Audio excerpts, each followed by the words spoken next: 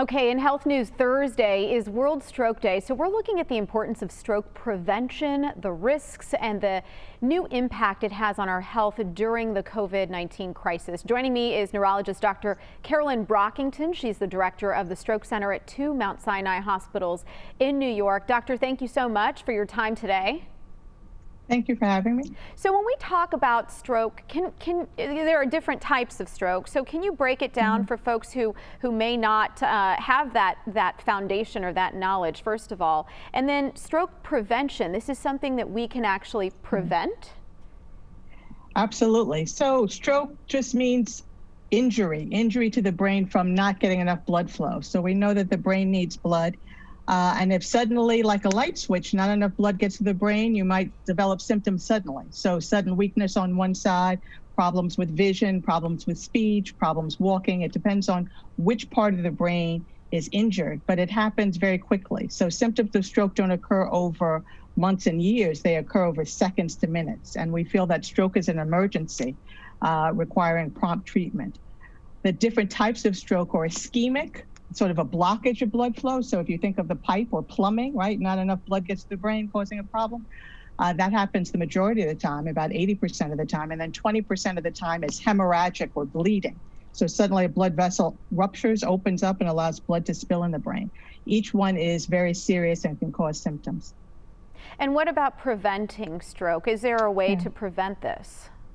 Well, the great news is that we know from clinical research up to 80% of strokes can be prevented, which is incredible. And you might say, well, how do you do that? And you do it by identifying your own risk factors. We know there are a lot of medical conditions that increase someone's risk for stroke.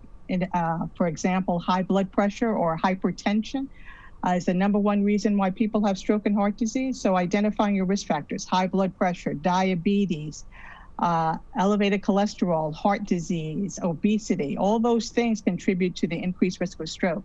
So it's a time to partner with your doctor, identify your risk factors, and control or modify them appropriately, not one day, but many days. And when you talk about high blood pressure, diabetes, obesity, I can't help but think of our Black and brown communities because they are disproportionately affected. What do we know about Black and brown communities, specifically where stroke is involved? Right. So different communities have different rates of stroke, and we know from the African American communities that the rate or the incidence of stroke, as well as the death rates from stroke, are increasing and are greater than when we compare them to some of the patients in the white community. So it's multifactorial, meaning there are many different reasons why this is. One of it is the incidence, as you say, of the risk factors we see in the community, so high blood pressure, diabetes, et cetera.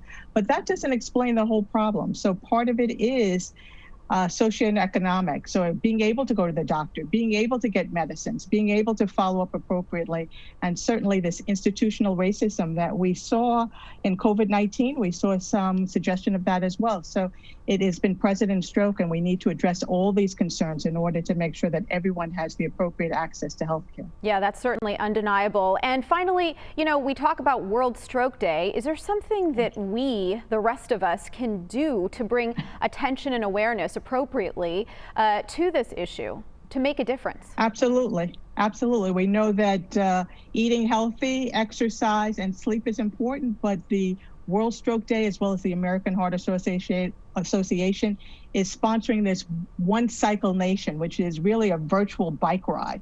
And they want everyone to join, because if we get more than 1 million, then we get more than $1 million to research education in order to prevent stroke and have education strategies and prevention strategies. So One Cycle Nation, it's going to be a virtual bike ride, and you can go to stroke.org to learn more about that. Yes, I'm very familiar with it. It's happening this Thursday. There's still time to register. I hope you're going to be there. Oh, I'm gonna do my best, May. You're asking a lot now.